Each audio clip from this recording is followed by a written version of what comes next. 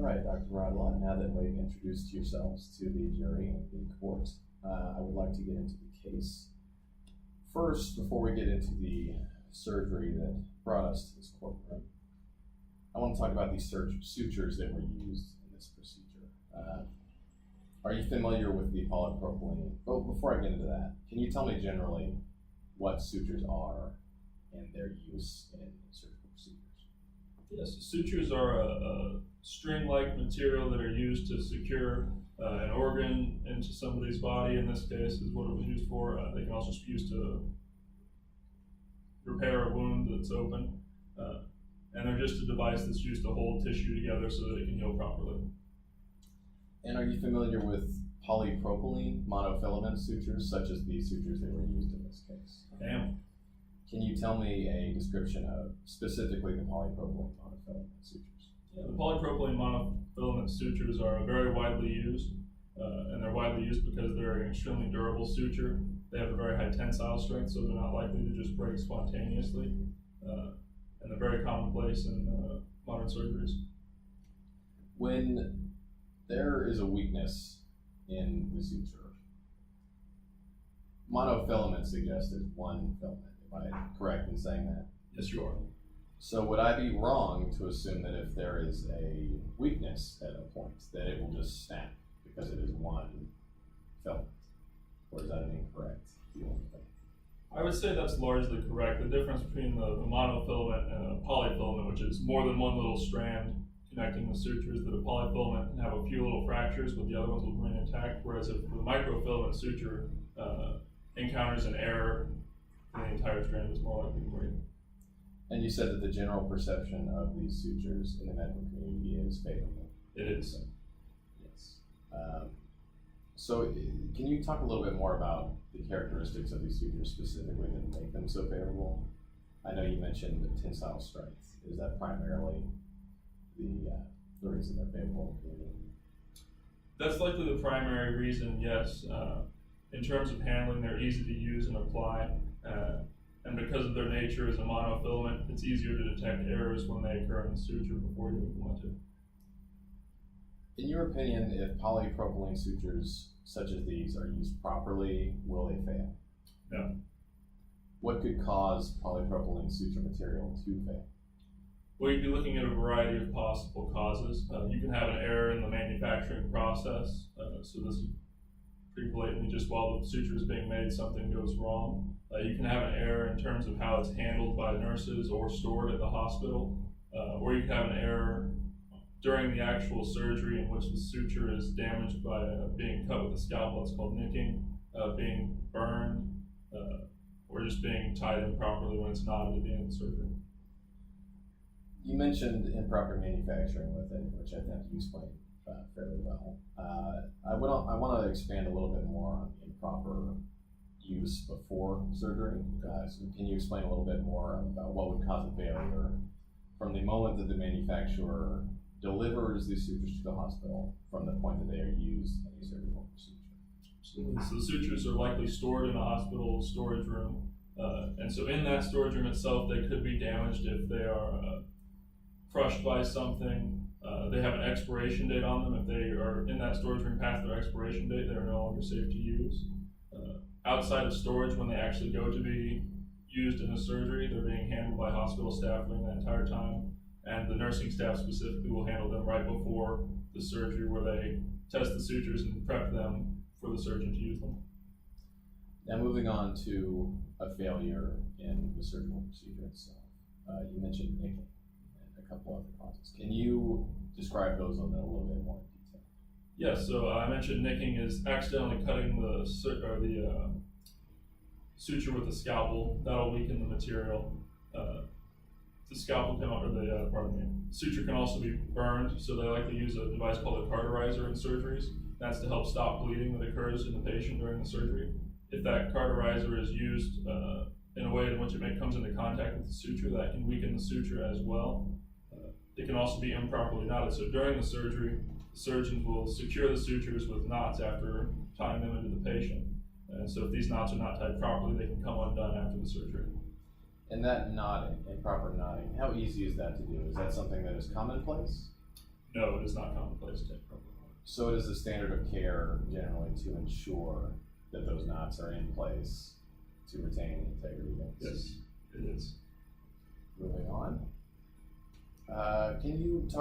Moving on to the surgery that Mr. Farrell had, a heart transplant surgery. Can you describe generally the procedure of a heart transplant?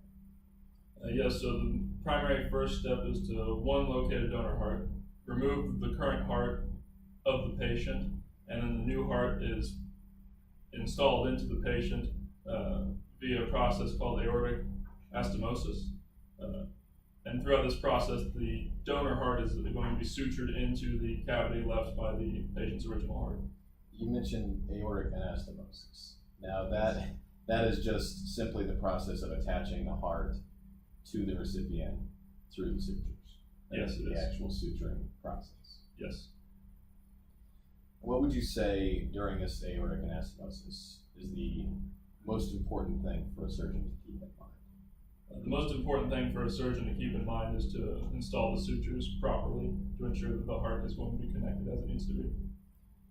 And what would a checklist look like when you say important? Mm-hmm.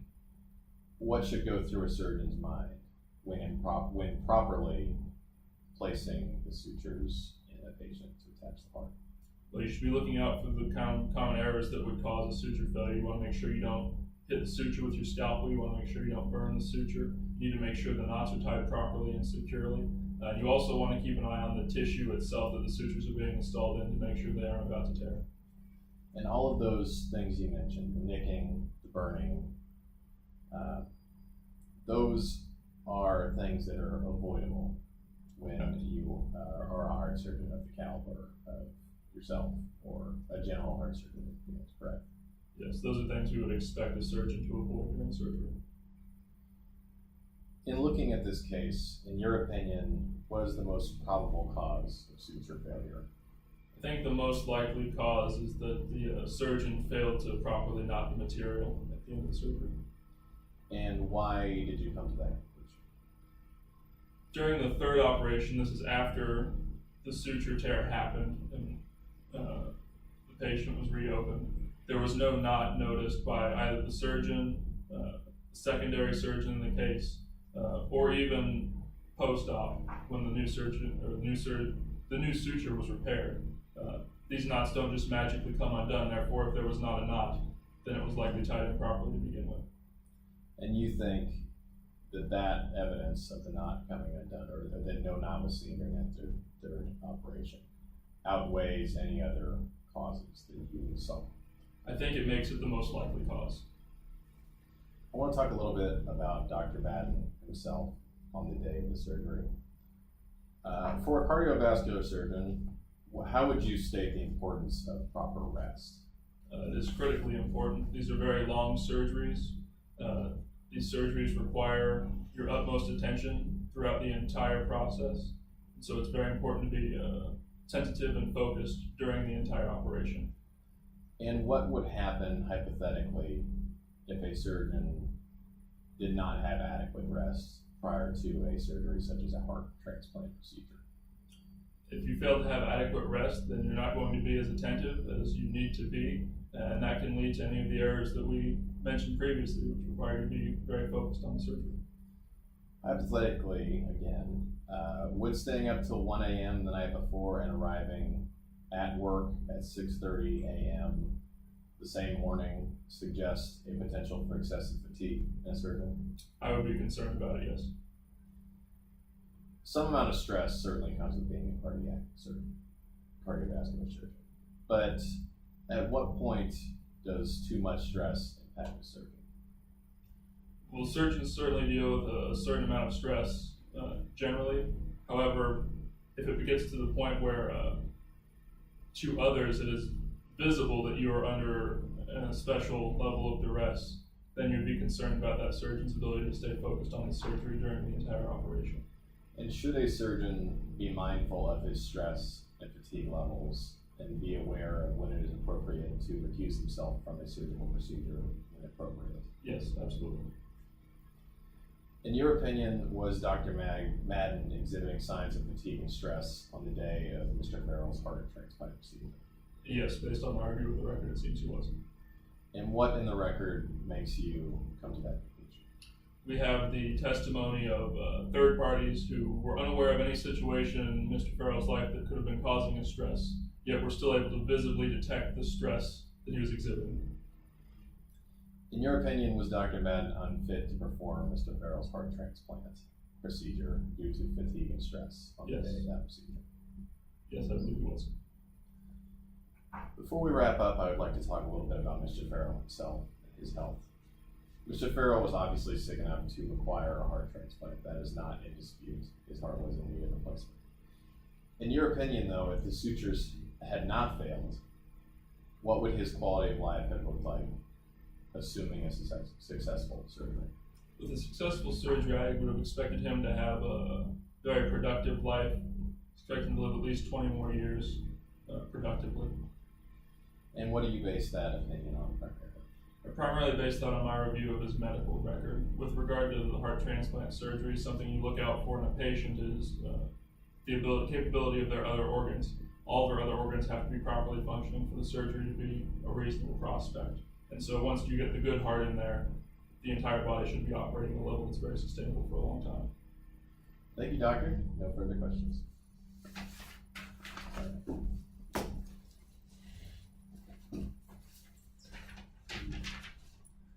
Oh, good stuff. Right at 10 minutes too.